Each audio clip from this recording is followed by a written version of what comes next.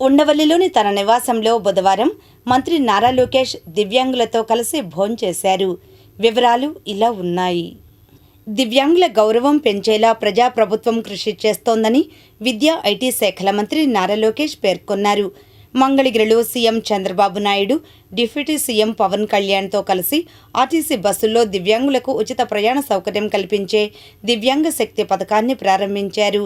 Mangalagiri bus station నుంచి పెనుమాక వరకు దివ్యాంగులతో కలిసి సీఎం, డిప్యూటీ సీఎం, మంత్రి లోకేష్ ప్రయాణించారు.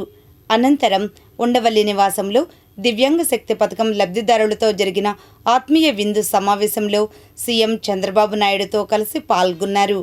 ఈ సందర్భంగా దివ్యాంగులను ఆత్మీయంగా పలుకరించిన మంత్రి లోకేష్ తన పక్కన కూర్చున్న శివనాగరాజు, సౌభాగ్య, కాసింబి, అన్నపూర్ణమ్మలతో మమేకమై మాటామంతి కలిపారు. వారితో కలిసి భోజనం చేశారు.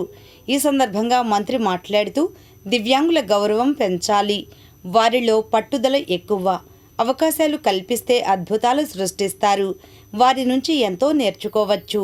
వికలాంగుల ఆత్మగౌరవం ముఖ్యం. సమాజంలో కూడా మహిళలను కించపరిచే పదాలను అందరూ విడనాడాలి. ఇందుకోసం నేను పోరాడుతున్నాను. కూటమి ప్రభుత్వంలో ఇప్పటికే డిఎస్సి ద్వారా 16,000 ఉపాధ్యాయుల పోస్టులు భర్తీ చేశాం. ఉగాదికి జాబ్ క్యాలెండర్ విడుదల చేస్తున్నాం. ఇకపై ప్రతి ఉగాదికి జాబ్ క్యాలెండర్ విడుదల చేసేలా చర్యలు తీసుకుంటాం. ప్రైవేట్ రంగంలో పెద్ద ఎత్తున పెట్టుబడులు రావడం ద్వారా ఎక్కువ సంఖ్యలో ఉద్యోగ ఉపాధి కల్పన జరుగుతుంది. అందుకే అనేక కంపెనీలను రాష్ట్రానికి తీసుకువస్తున్నాం. మంగళగిరిలో ప్రభుత్వ భూమి లభ్యత చాలా తక్కువగా ఉంది. అందుకే కాజ వద్ద 75 ఎకరాల భూమి కొనుగోలు చేస్తున్నాం. మంగళగిరికి 4-5 ఐటీ కంపెనీలను తీసుకువస్తాం. సంక్షేమం, అభివృద్ధికి కూటమి ప్రభుత్వం సమ ప్రాధాన్యత ఇస్తోంది. స్త్రీ శక్తి పథకం ద్వారా మహిళలకు ఎంతో లబ్ధి చేకూరుతోంది. స్త్రీలు ఎవరిపై ఆధారపడకూడదు. ఇంటర్ తర్వాత అమెరికా వెళ్ళడం నా లైఫ్లో బెస్ట్ డెసిషన్. నా సొంత కాళ్లపై నిలబడగలిగాను. దాదాపు 8 ఏళ్లు నేను యుఎస్లో ఉన్నాను. చదువుతో పాటు ఉద్యోగం చేశాను. దీంతో అవగాహన వచ్చింది.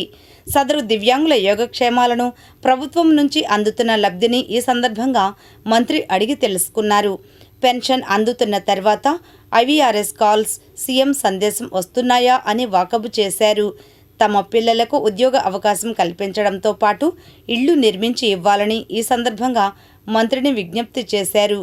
ప్రజాప్రభుత్వంలో అన్ని విధాలా అండగా ఉంటామని మంత్రి లోకేష్ వారికి హామీ ఇచ్చారు. వారితో కలిసి ఫోటోలు దిగారు.